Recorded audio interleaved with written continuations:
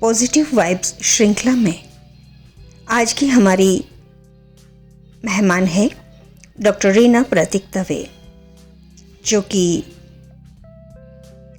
Head of biology and associate professor of botany in MN एनविरानी science college Rajkot. उन्होंने JJT university Rajasthan से PhD किया हुआ है। टैक्सोनॉमी, एथनोबॉटनी, प्लांट इकोलॉजी वगैरह उनके रिसर्च के विषय रहे हुए हैं। पिछले 30 सालों से अध्यापन करवा रही है। इंडियन वीमेन साइंटिस्ट एसोसिएशन की वो लाइफ मेंबर है। अब तक उन्होंने 16 नेशनल और 5 इंटरनेशनल पेपर्स पब्लिश किए हुए हैं। इग्नू द्वारा संचालित ज्ञानवाणी रेडियो में 50 से ज़्यादा टॉक शो वे कर चुकी है।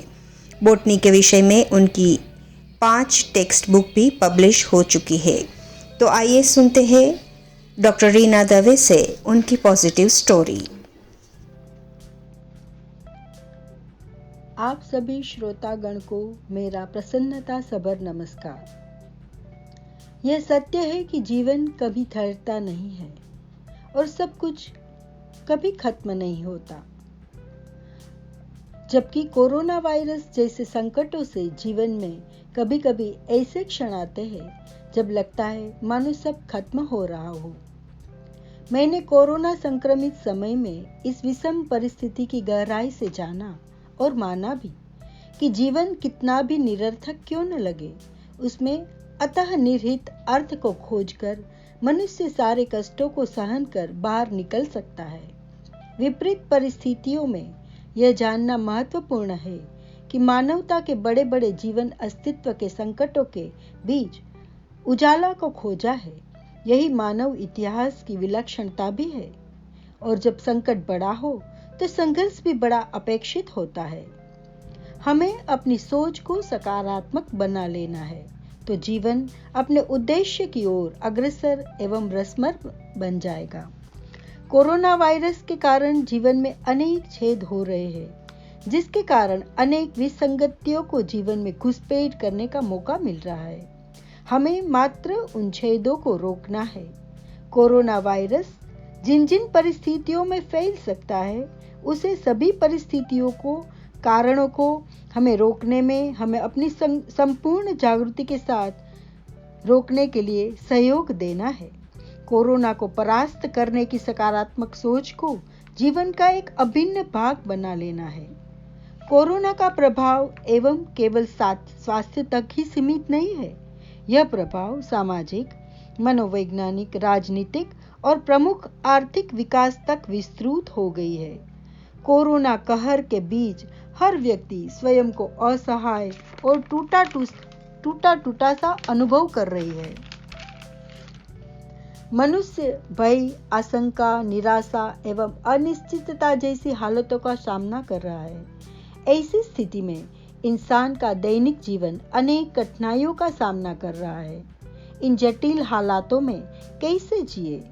लेकिन इन अति विकट परिस्थितियों के बीच भी हमें अपने भारत देश की सांस्कृतिक एवं आध्यात्मिक मूल्यों एवं योग निर्देशित जीवन शैली को अपनाकर स्वस्थ तथा सुरक्षित जीवन को प्राप्त कर सकते हैं। यह सकारात्मक ऊर्जा ही हमें कोरोना महामारी को परास्त करने में मददरूप बन सकती है। हमारे शरीर में ईश्वर ने विराट शक्तियां दी है। अत्यंत आत्मविश्वास और दिव्य चैतसिक विचारों के साथ उसका सही उपयोग किया जाए तो मनुष्य सर्वज्ञता और महानता जैसी स्थिति प्राप्त कर सकता है।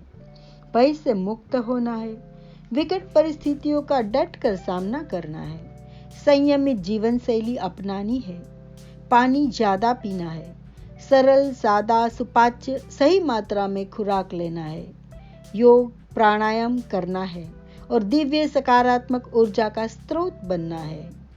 क्वारंटाइन के समय निर्दोष, बिन उपद्रवी, सरल प्रवृत्तियों को अपनाकर खुशी खुशी अपनी दिनचर्या व्यतीत करनी है तथा स्थानिक डॉक्टरों और सरकार द्वारा निर्देशित निर्देशनों का पालन करना है।